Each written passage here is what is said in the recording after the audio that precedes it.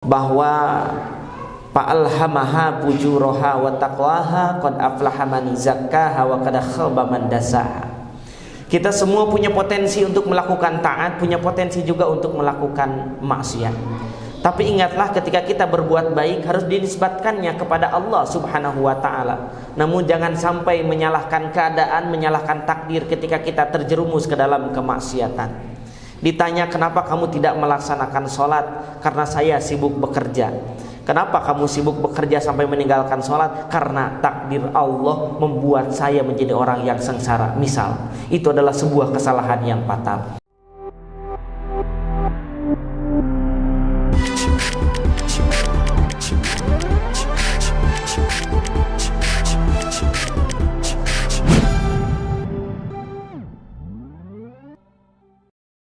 Hadirin sidang Jum'ah yang dimuliakan Allah Subhanahu wa taala. Hadirnya kita di masjid ini mengikuti melaksanakan salah satu perintahnya, mendirikan ibadah sholat Jumat secara berjamaah, merupakan karunia Allah yang patut kita syukuri. Bagaimanapun kita, meskipun kita menyadari kita banyak kesalahan, dosa, maksiat yang dilakukan, tapi hidayah itu masih sampai ke dalam sanubari kita, hati kita, sehingga kita mau bergerak, memohon ampun, meminta pertolongan kepada Allah agar tetap diberikan petunjuknya, sehingga kita berada di jalan yang benar, yang diridhoi oleh Allah Subhanahu wa ta'ala. Karena jangan sampai kita berkecil hati gara-gara kita jarang ke masjid, gara-gara kita sedekahnya masih hitung-hitungan, gara-gara kita belum baik sama keluarga kita, belum maksimal di pekerjaan kita, lantas kita menyerah dari rahmat Allah. Tetaplah semangat, karena selagi nafas masih berhembus di dalam diri kita, jalan menuju Allah itu terbuka lebar. At-turuq ilallah ka'adadi anfasil khalqi. Jalan menuju Allah itu sebanyak bilangan napas manusia. Hadirin sidang Jum'ah yang dimuliakan Allah Subhanahu wa ta'ala, Nabi bersabda, ad-dinu yusrun, agama itu mudah. Karenanya orang yang beragama harusnya hidupnya lebih mudah ketimbang dia yang tidak beragama. Orang yang beragama hidupnya harus lebih bahagia ketimbang dia yang tidak menggunakan pola agama. Orang yang bekerja dengan agama, pekerjaannya jauh lebih baik dan menguntungkan ketimbang dia yang bekerja hanya mengejar nafsu dunia tanpa pendekatan agama. Sampai Allah menjanjikan di dalam Al-Quran, yuridullahu bikumul yusra wala yuridu bikumul usra. Yang Allah kehendaki itu kemudahan, bukan kesulitan. Diulang 2 kali, inna ma'al usri yusran. Diulang 2 kali di dalam surat An-Nasr, ada di dalam surat Al-Insyirah. Artinya apa? Bahwa manusia itu hanya diberikan kesulitan 1 kali. Di dalam tafsir menjelaskan, namun kemudahannya 2 kali. Dalam tafsir juga dijelaskan, ada yang memaknai kesulitan sekali itu adalah ketika hidup di dunia kita harus beramal dengan bersusah payah dalam rangka menggapai ridho Allah. Ya ayyuhal insanu innaka kadihun ila rabbika kadhan famulaki. Wahai manusia, ketika kita mau bertemu dengan Allah, berjumpa dengan Allah, maka innaka kadihun, dengan susah payah, dengan jerih payah, tidak mudah. Banyak tantangan, banyak rintangan, banyak cobaan yang perlu dihadapi, perlu terus belajar. Dalam hal ibadah saja kita kadang tidak khusyuk, tapi terus saja melaksanakan sholat. Ngaji Quran masih belepetan, tapi terus saja belajar. Karena untuk mendapatkan ridho Allah itu, untuk bertemu dengan Allah itu perlu perjuangan, perlu pengorbanan. Tetapi ingat, susahnya itu hanya di dunia saja. Allah berikan kemudahan di akhirat. Bahkan jangankan di akhirat, di dunia saja Allah kasih, maka diulangnya 2 kali. Di dalam ayat lain Allah menjelaskan kepada kita semua bahwa fa'alhamaha fujuraha wa taqwaha qad aflaha man zakkaha wa qad khaba man dassaha. Kita semua punya potensi untuk melakukan taat, punya potensi juga untuk melakukan maksiat. Tapi ingatlah, ketika kita berbuat baik harus dinisbatkannya kepada Allah Subhanahu wa ta'ala. Namun jangan sampai menyalahkan keadaan, menyalahkan takdir ketika kita terjerumus ke dalam kemaksiatan. Ditanya, kenapa kamu tidak melaksanakan sholat? Karena saya sibuk bekerja. Kenapa kamu sibuk bekerja sampai meninggalkan sholat? Karena takdir Allah membuat saya menjadi orang yang sengsara. Misal, itu adalah sebuah kesalahan yang fatal. Apalagi ada persepsi mendikotomikan antara agama dengan dunia. Jangan sampai kita punya pikiran orang yang agamanya baik tidak boleh hidupnya kaya raya. Orang yang menjalankan agamanya baik tidak boleh rumahnya bertingkat. Orang yang menjalankan agamanya baik tidak boleh sampai punya istri 4. Maka ini sebuah kesalahan yang fatal. Bahwa justru bagaimana kita menjadikan sumber-sumber kekayaan itu, sumber-sumber dunia itu, potensi yang ada di dunia itu menjadi bekal yang luar biasa untuk bertemu dengan Allah Subhanahu wa ta'ala. Wala tamutunna illa wa antum muslimun. Bukankah ketika kita diberikan keleluasaan rizki, kita bisa mengeluarkan zakat? Zakat itu bermanfaat bagi fakir dan miskin. Itulah esensi daripada kita beragama. Bahwa ada ibadah mahdoh yang kita lakukan, ada ibadah bermahdoh yang dilakukan. Namun titik beratnya itu bagaimana semua ibadah kita, ritual ibadah kita harus berefek kepada ibadah sosial. Seperti contoh, kita melaksanakan sholat, yang dinilai bukan sholatnya, bukan ruku sujudnya. Oh, ketika ruku punggung kita lurus, ketika kita rajin sujud misalkan, kita cenderung lebih sehat, tidak akan terkena vertigo dan lain sebagainya. Tidak melihat aspek itu, tapi yang dilihat adalah efektivitas daripada sholatnya.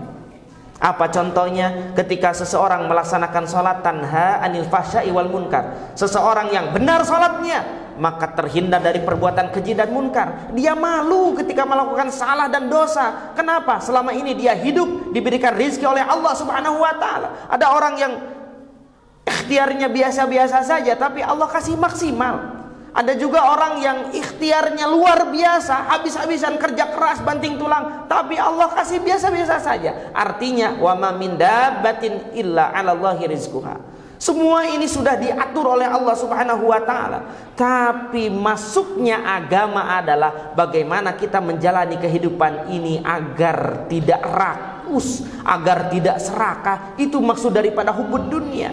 Bahwa hadirnya kita itu anfa'uhum linnas, bagi manusia yang lainnya. Karenanya aspek agama ini mendatangkan kebahagiaan, mendatangkan kemudahan. Dengan dorongan dari sekitarnya, manusia sekitarnya, orang hadirnya kita itu bermanfaat bagi yang lainnya. Contoh yang lainnya, ketika kita diperintahkan oleh Allah Subhanahu wa ta'ala untuk banyak berzikir. Ala bizikrillahi tatmainnul qulub. Jangan sampai kita terjebak pada hitungan. Kalau hitungan 100 menghasilkan ini, kalau hitungannya 1000 maka zikir ini menghasilkan itu dan lain sebagainya. Bisa menyembuhkan? Bukan. Tapi esensi daripada zikir itu adalah tatmainnul qulub. Hati kamu menjadi tenang. Kalau hati kita menjadi tenang, masalah itu bisa diuraikan. Ketika masalah bisa diuraikan, maka Allah hadirkan solusi-solusi dan alternatif pemecahannya, sehingga cenderung permasalahan itu lebih cepat selesai ketimbang kita secara gerusu, secara rusuh. Berarti yang perlu dibangun ketika seseorang beragama itu bagaimana mentalitasnya, mental seorang entrepreneur, mental seorang wirausaha, mental seorang yang mandiri, yang berdikari, mental seorang yang merdeka, bukan mental seorang penjajah. Karenanya kata Nabi, man istagnahu 'anin nasi ja'ala ghinahu fi nafsihi. Siapapun yang tidak bergantung kepada manusia yang lainnya, berusaha untuk dia menjadi pribadi yang mandiri di atas kakinya sendiri, maka dia sungguh orang kaya yang sebenarnya. Artinya apa? Ketika dia bekerja, yang diharapkan bukan sekedar ingin mendapatkan gaji, tapi yang dia lakukan adalah bagaimana saya bekerja sebaik mungkin agar pekerjaan yang dihasilkan ini outputnya atau outcome-nya bermanfaat bagi banyak orang. Saya bisa membahagiakan atasan saya. Maka hukum dunia berlaku, hukum feedbacknya. Kalau saya bekerja baik, prestasinya maksimal, keuntungan perusahaan besar, maka masa iya sih gaji saya tidak meningkat? Itu yang dilakukan. Bagaimana upaya kita? Ketika misalkan ada sebuah kesulitan, yang perlu dilihat itu adalah introspeksi kita ke dalam. Jangan sampai mencari kambing hitam, menyalahkan orang lain. Tapi solusi yang kita cari, daripada mencaci kegelapan, lebih baik menyalakan lilin untuk menerangi jalan setapak. Itulah konsep orang yang beriman. Kenapa? Karena dia bisa mengurai masalah. Kenapa dia bisa mengurai masalah? Karena tenang hatinya. Kenapa hatinya bisa tenang? Karena goalnya jelas, Allah yang mengendalikan semuanya. Hadirin sidang Jumat yang dimuliakan Allah Subhanahu wa taala. Artinya, apapun yang kita lakukan ini harus jadi sumber ibadah. Apa itu ibadah? Maka ibadah ini komponennya sangat sederhana, namun sulit untuk dilaksanakannya. Ketika kita mampu mengamalkannya, insya Allah kita akan menjadi pribadi yang hebat luar biasa. Kalau kita melihat bahwa bicara tentang ibadah, landasannya harus agama. Ketika kita mau menegakkan agama, maka perhatikan arkanuddin, rukun agamanya. Rukun agama kita kan cuma 3. Seperti yang disampaikan malaikat Jibril kepada Kanjeng Nabi Muhammad SAW, hadisnya masyhur. Rukun agama 3, iman, Islam, ihsan. Bagaimana cara menguatkan iman kita? Ya harus belajar. Bagaimana belajar tentang iman? Maka ilmu yang mempelajari keimanan itu adalah ilmu tauhid. Sehingga ilmu tauhid ini adalah ilmu yang sangat wajib dan prioritas harus dilaksanakan oleh setiap individu. Profesinya apapun, pekerjaannya apapun, tetap dia harus memiliki ketauhidan kepada Allah Subhanahu wa taala. Kemudian yang kedua adalah rukun agama itu adalah Islam. Islam ini perspektifnya luas, tetapi bicara tentang arkanuddin, maka ilmu yang mengkaji tentang keislaman ini adalah ilmu fikih. Belajar fikih mempelajari tentang 4 hal, tentang bagaimana kita ubudiyah, tentang muamalah, tentang jinayah, bagaimana hubungan sosial di antara kita, bagaimana tentang hubungan pernikahan, itu diajari di dalam hukmul fikih ini. Kemudian yang ketiga adalah ihsan. Ihsan ini produknya, atau untuk mendapatkan ihsan ini kita harus belajar yang disebut dengan ilmu akhlak. Maka di antara substansi daripada ilmu akhlak itu bisa didapatkan dari kajian-kajian filosofi, atau bahasa kita kajian tasawuf, kajian sufistik. Bagaimana hati kita bisa menjadi lebih tenang perangainya kita. Maka 3 unsur yang perlu dipertahankan: raga, rasio, rasa. Raga kita harus ihsan, rasio kita itu harus berdalil, berargumentasi. Kemudian rasanya ini harus iman diisinya, takwa kepada Allah Subhanahu wa taala. Maka hadirin sidang Jumat yang dimuliakan Allah Subhanahu wa taala, ketika kita mau mendekati ilmu tauhid, mempelajari ilmu fikih, mempelajari tentang ilmu akhlak, inilah kita telah mendapatkan kesempurnaan dalam beragama. Udkhulu fisilmi kafatan, masuklah ke dalam agama Islam itu secara menyeluruh. Maka Islam di sini menggunakan kata silmi, tidak al-islamu. Ini perlu diterjemahkan. Maka tafsir, para tafsir itu, ahli tafsir berbeda pendapat dalam hal ini. Tapi yang paling masyhur adalah udkhulu fit ta'ati kafatan.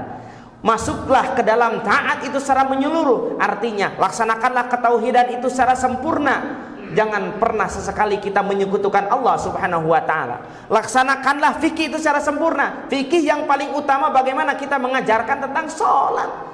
Inti daripada fikih itu adalah tentang sholat. Belajar apapun kita, bagaimana kita melaksanakan ibadah sholat itu dengan baik dan benar. Berarti sebelum sholat ada wudu, pelajari tentang wudunya. Wudu menggunakan air, pelajari tentang airnya. Itu.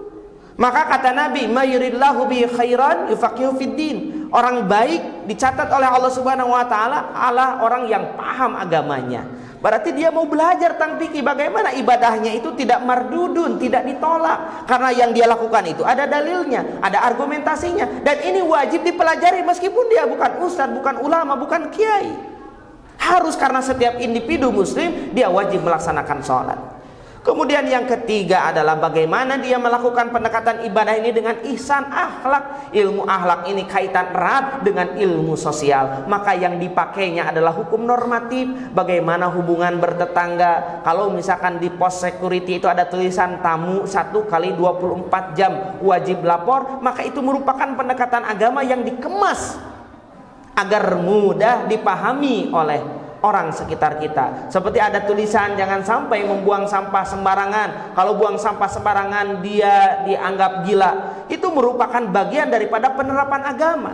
Jangan sampai orang yang justru identitasnya bukan Islam, dia lebih menerapkan agama, maka hasilnya lebih maksimal ketimbang dia yang hanya melegalkan dirinya atau mengklaim dirinya seseorang yang beragama tetapi tidak ada penerapannya. Maka yang paling esensi daripada beragama ini adalah ahibba linnasi kama tuhibbu linafsika. Bagaimana kamu berusaha mencintai orang lain itu seperti mencintai dirimu sendiri. Ar-rahimuna yarhamuhumur rahman.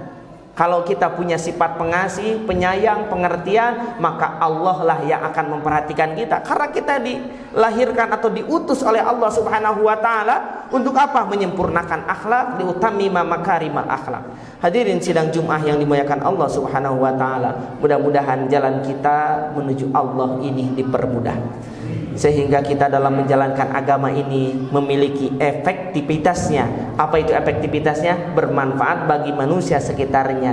Yang terjadi adalah kita menjadi pribadi yang lebih baik, menjadi pribadi yang tenang, menjadi pribadi yang bahagia, menjadi pribadi yang sukses di dunia wal akhirat. Amin ya Allah ya rabbal alamin.